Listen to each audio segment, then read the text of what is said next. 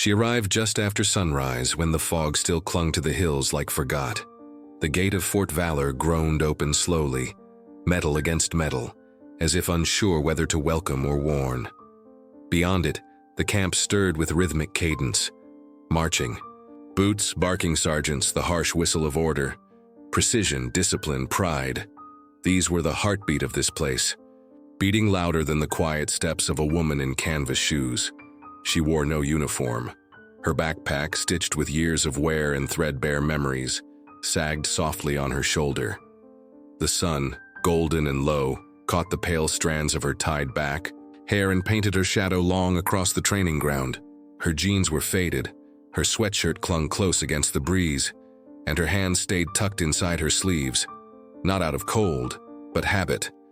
There was no ceremony to her presence, only the subtle hush that followed her, like a tune half-remembered. Cadets turned. Whispers curled through the morning air. She someone's girlfriend? Civilian? Must have taken a wrong turn. Laughter, quick, clipped, harmless on the surface but sharpened beneath, the kind that scratches when you try. To ignore it, she didn't flinch, not even a blink. Her eyes moved slowly over the camp, not with wonder, not with fear, but with a kind of knowing. The kind that doesn't seek permission to exist. The kind that carries weight without needing to prove it. Somewhere near the barracks, a group of cadets lounged in arrogant ease. They looked at her the way boys in ironed uniforms often look at someone who doesn't mirror their world, like she didn't belong. One of them, tall and broad-chested, cocked his head and called, out with a grin too wide, "Nice shoes, ma'am." "Lose your tour, group?" The others laughed, a ripple of easy cruelty. But she just smiled. Not a soft smile, not even a kind one. It was the kind of smile that turns away without defense, the kind you wear when you've seen enough to know the difference between noise and truth. She walked past them, unnoticed by authority, dismissed by ego. Only one cadet, Reyes, a quiet, watchful soul from Montana, followed her with his eyes. Something about the way she moved caught his breath. There was a rhythm to it, slow and unbothered, like she was walking through a field of ghosts that others couldn't see. She found her way to the observation deck near the training grounds and sat, crossing her legs with the ease of someone not performing for anyone. From here, she watched. The drills unfold. Soldiers barked commands. Boots thudded in synchronicity. But beneath the noise, she saw it. How they moved from their shoulders instead of their core. How they turned their heads before their minds. It was surface-deep strength, and still they laughed. They called her the freeloader girlfriend, civilian baggage, tag-along. Not cruel enough to report, but enough to wound if she were the kind to let it. She wasn't. Instead, she sipped from a dented thermos and looked at them. Not like a tourist, not like an outsider, but like someone who once stood in that field, once shouted orders that broke through gunfire, once held men's lives in her silence. But none of them saw that. Not yet. To them, she was still the canvas shoe woman. A soft girl in a hard world. Only the wind knew the truth, brushing against. Her cheek like an old friend, whispering, "They'll learn." She sat there as the drills intensified. As voices grew sharper, movements more erratic. The commanders pushed, the cadets strained. Sweat soaked their collars. Breath came short. And still she watched. Unmoved, unshaken, unseen, until the storm came, and all the commands in the world would no longer matter. But that was not yet. That was waiting just beyond the horizon. For now, she remained, quiet, still, dismissed. And that was exactly where she needed to be. It began with a scream. Not the kind birthed from pain, but from panic. One sharp, slicing cry that fractured the rhythm of drills like a stone hurled through glass. Then the world spun sideways, a simulated ambush, designed to test decision-making under pressure. The instructors called it fog of war, but that morning something misfired. A miscommunication, a misplaced signal. The line between test and danger blurred. Smoke grenades popped too close. The terrain was uneven. Visibility dropped. Orders overlapped. Suddenly, cadets were running, not in formation but in fear, and amid the sudden chaos, the woman in canvas shoes stood up. She stepped onto the field like she was returning home. "What's happening?" "Who gave that order?" barked Lieutenant Hayes from the command post, slamming his hand on the comms. But the channels were choked with static and overlapping voices, a storm of confusion. To the cadets, it was as if lightning had struck and the sky had begun to burn. Alpha team scattered wide. Bravo team pushed into exposed territory. Delta was boxed in by their own smoke. They were trained for order, not for unraveling. Then a voice, not loud but steady, cut through the noise. "Bravo, take cover behind the red container. Move, slow, no one runs." She wasn't shouting, she didn't need to. "Alpha, shift left 30 degrees, use the smoke, you're exposed." Cadets froze. Some dropped. One turned, stunned. Who was giving those commands? "Delta, I need suppressing fire north side. 3 seconds, then flank right, go." She walked forward with calm steps, hands loose at her sides, her voice a scalpel carving through panic. There was no badge on her chest, no rank on her sleeve, but every word she said moved like gravity. In 3 minutes, the chaos began to contract. In 5, formation returned. By 7, the mission, one the instructors had built to be near impossible, was completed. Perfectly. Silence fell, not from exhaustion, from something heavier, reverence, disbelief. She stood in the center now, her canvas shoes marked with dust, her sweatshirt stained with mud, her face lit by the first beams of mid-morning sun breaking through the fading smoke. Around her, a ring of cadets, all breathing hard, still trembling from adrenaline, just stared. Private Jenner, who had mocked her shoes, now looked as if he had seen a ghost. The instructors began moving again, huddling near the monitors, speaking in hushed disbelief. Who authorized that? That wasn't in the chain of command. But he would look at the result. Someone finally broke the spell. Who is she? And then came Reyes. Quiet Reyes, who stepped forward and whispered like he'd known it all along. She used to wear a different uniform. That afternoon, the whispers no longer carried laughter. They carried questions, curiosity, and something new: shame.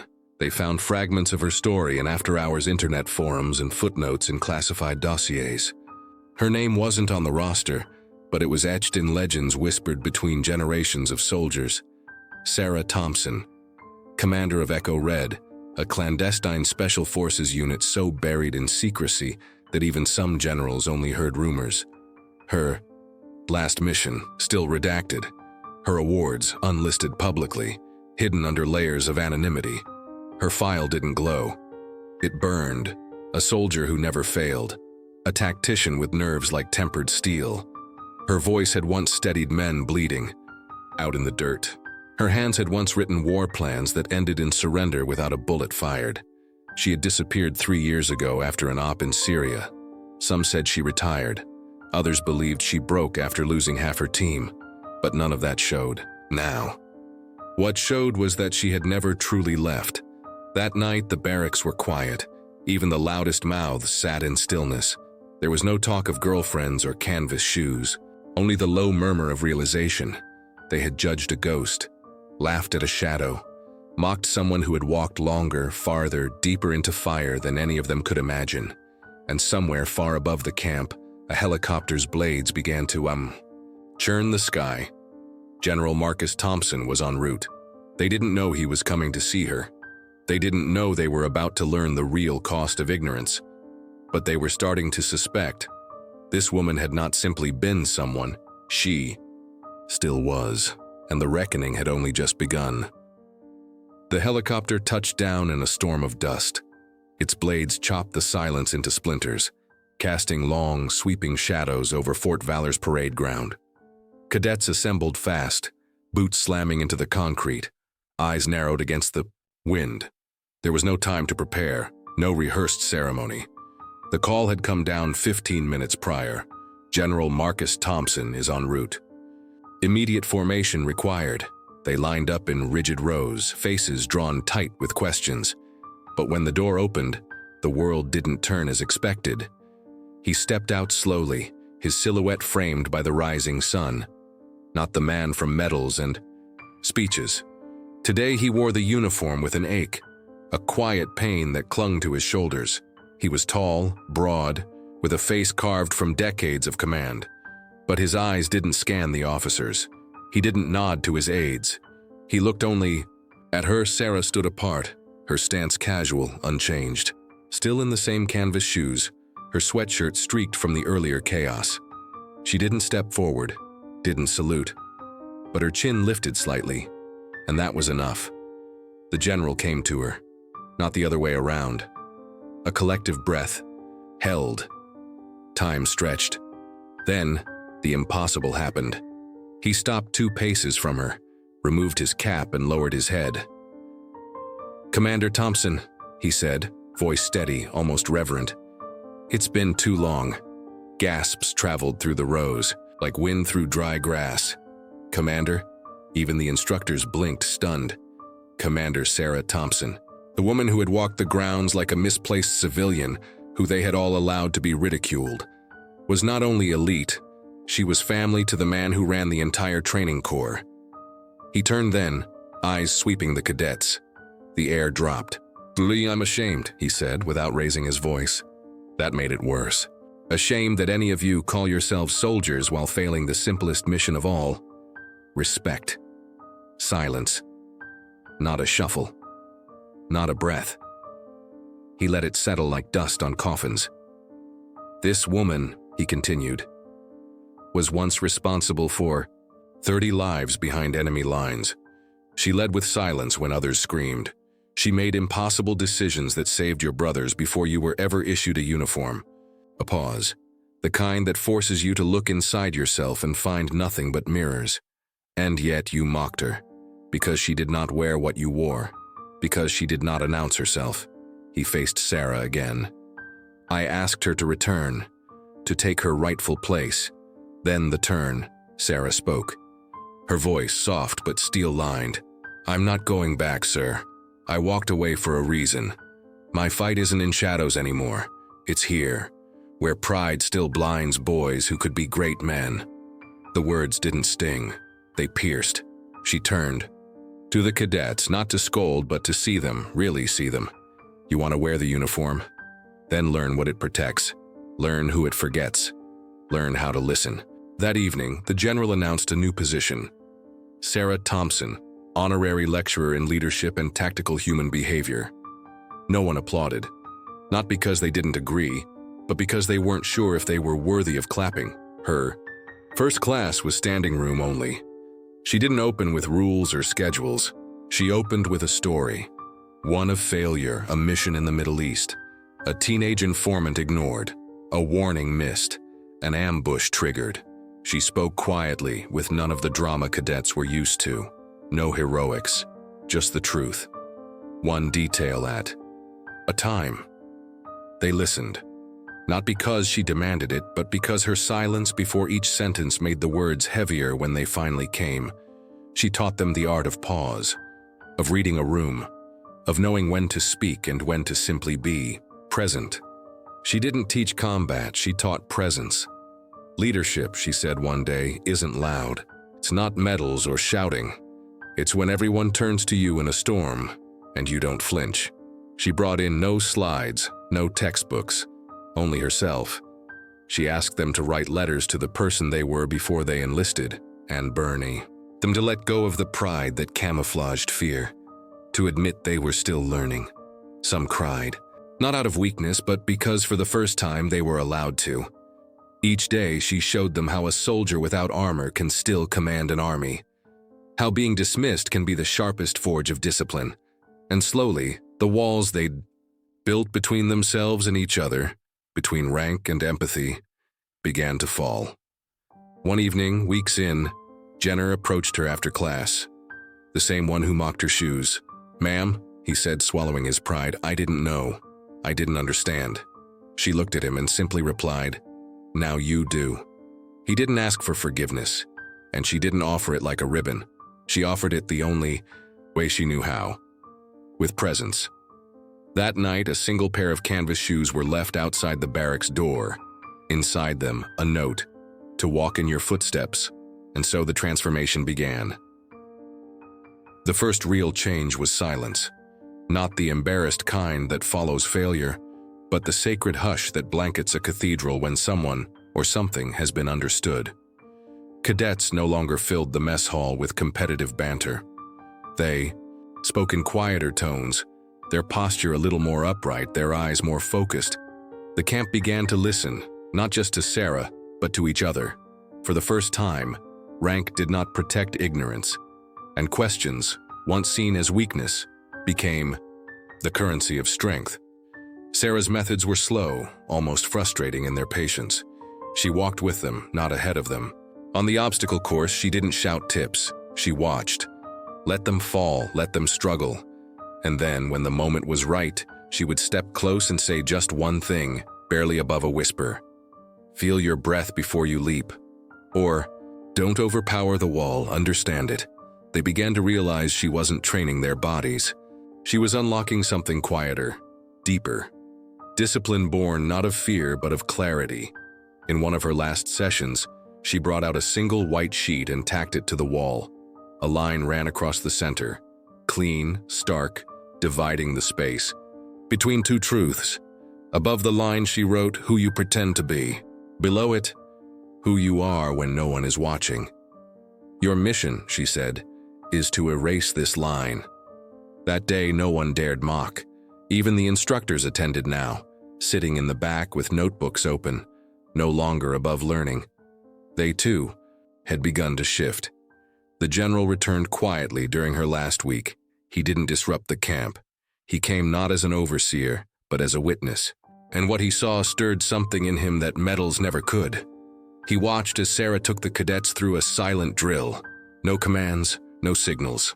Only eyes, breath, instinct. They moved as one. Even the wind stopped to watch. He waited until dusk before he approached her. She stood near the edge of the field alone, watching the last golden light settle on the flag above the headquarters. You've done more in one semester than I've done in years, he said, voice low, honest. Sarah smiled faintly. They just needed to hear the truth without the noise. He looked at her, a question forming but unspoken. She answered anyway. No, I'm not staying. This was never meant to be forever. And that was how it ended. Not with fanfare, not with celebration, but with respect. On her last day, she declined the formal farewell. No speeches, no reviews. She packed her bag, same as always. Wore her canvas shoes, same as the first day. Her sweatshirt carried the wear of days in the field, but her eyes were clearer than they had ever been. As she approached the main gate, she found them there, lined up, not by order, but by will. Cadets from every unit, in formation. Silent. They didn't salute at first, they didn't cheer, they simply stood. It wasn't a farewell. It was recognition. As she passed one by one, each cadet lifted their right hand to their chest. Not a formal salute, but something older, more human. A silent promise, a presence that would not be forgotten. At the gate she paused, turned slightly. Her voice, barely audible, carried across the quiet. Keep listening. Then she stepped out of the gate and into the soft light of morning, just as she had arrived. But behind her, Fort Valor had changed. The laughter that remained was no longer laced with cruelty. It was camaraderie. The drills no longer echoed with panic, they flowed with trust. A culture once armored in ego now breathed in humility. And in the central hall, where awards and ranks were proudly displayed, someone, no one ever confessed who, hung a photo. Sarah walking away. Canvas shoes, frayed backpack, the wind catching. Her hair, beneath it, a plaque read, "Strength doesn't always arrive with thunder. Sometimes it walks in quietly, shows you who you are and leaves you standing straighter than before. Commander Sarah Thompson." Echo read, instructor, leader, listener. In every corner of the camp, her presence lingered. In every moment of hesitation, a cadet would ask, not out loud but inwardly, what would she notice here? And in that question, they found their answer. Spring returned to Fort Valor with quiet grace. The cherry trees near the north gate began to bloom again, pale blossoms fluttering down like fragile parachutes. The drills resumed, the routines stabilized, and the machinery of the military academy whirred back into familiar rhythms. But something essential had shifted. Deep in the marrow of the cadets, Sarah's presence lingered like a song that wouldn't leave the air. No one spoke of her departure as a loss. They spoke of it as a beginning. Those who had once mocked her now stood at the head of their teams, not because they barked commands louder, but because they led differently. Jenner, the loudest mouth in the mess, had stopped speaking for the first 5 seconds of every meeting he hosted. 5 full seconds of silence that commanded attention more than shouting ever could. They called it the Thompson pause. Reyes, the quiet observer, began mentoring new recruits in his spare time. He didn't give orders, he asked questions. What do you see when no one's looking at you? What kind of soldier do you want to be when you're tired, cold, and doubting everything? He kept her lessons alive, not through doctrine but through example. Even the instructors felt it. Old habits, once justified by tradition, were replaced with reflection. They reviewed not just performance metrics but peer feedback, empathy, under pressure, composure during failure. They called this new segment of evaluation Presence Index. General Marcus Thompson made it permanent. One evening, months after Sarah's departure, he stood before a group of incoming cadets, his hands clasped behind his back, gaze fixed on the horizon. This camp once produced warriors. Now it must produce leaders. And with that, he unveiled a new division of the academy, one focused entirely on ethical leadership, psychological resilience, and the philosophy of command. It was named the Thompson Initiative. A bronze sculpture marked its entrance. Simple, human scale. A woman mid-stride, her backpack slung over one shoulder, her eyes set ahead. The details weren't perfect. The canvas shoes looked too clean, the hair not quite her style. But the expression, the unwavering calm, the silent gravity, was unmistakably hers. Cadets passed by it each morning. Some touched the base before. Drills like a quiet pact with something sacred. A few left tokens, a dog tag, a note, a small patch. None were removed. They became part of the tribute. One late afternoon, as the sun bathed the field in a burnished gold, a visitor arrived. She wore sunglasses and a plain jacket. Her hair was pulled back, her walk unchanged. Sarah stepped onto the field not as an announcement but as a question. Did it last? And she saw the answer in their posture, in the way they paused before barking orders, in the way they helped one another over walls, not because they were told to, but because they understood something greater than themselves. She watched Jenner lead a squad with his voice low but steady. She watched Reyes shake a recruit's hand instead of shouting at him. She didn't stay long, just long enough to see that the seeds had taken root. As she turned to leave, a young cadet, barely 19, nerves barely contained, ran up to her. "Ma'am, they told me you taught here, that you—" He stopped. She looked at him gently. "I was just passing through. But they said, you changed everything." Sarah paused, tilting her head. "No, I just reminded them what they already knew." He nodded, unsure of what to say next. "Are you ever coming back?" She smiled, and this time it was warm. "I never really left." She walked away then, the same way she had arrived. No parade, no spotlight. Just footsteps and wind. At the edge of the base, she turned once to look back. Not at the statue, not at the flag, but at the formation on the field, where silence had become strength and strength had become compassion. Then she disappeared beyond the horizon, her shadow trailing behind her like the end of a long, whispered story, and Fort Valor exhaled, not in grief, but in reverence, because sometimes the greatest leaders leave nothing behind but a way of being, and that is more permanent than any rank ever pinned to a chest. If this story stirred something in you, an ache, a memory, a quiet sense of what true strength looks like, then don't let it stop here. Share it. Reflect on it. Let it echo. Because in a world loud with pride and power, your silence, your patience, your unwavering presence might be the one thing someone else needs to believe again.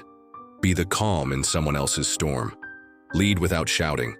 And remember, the quietest step can leave the deepest mark.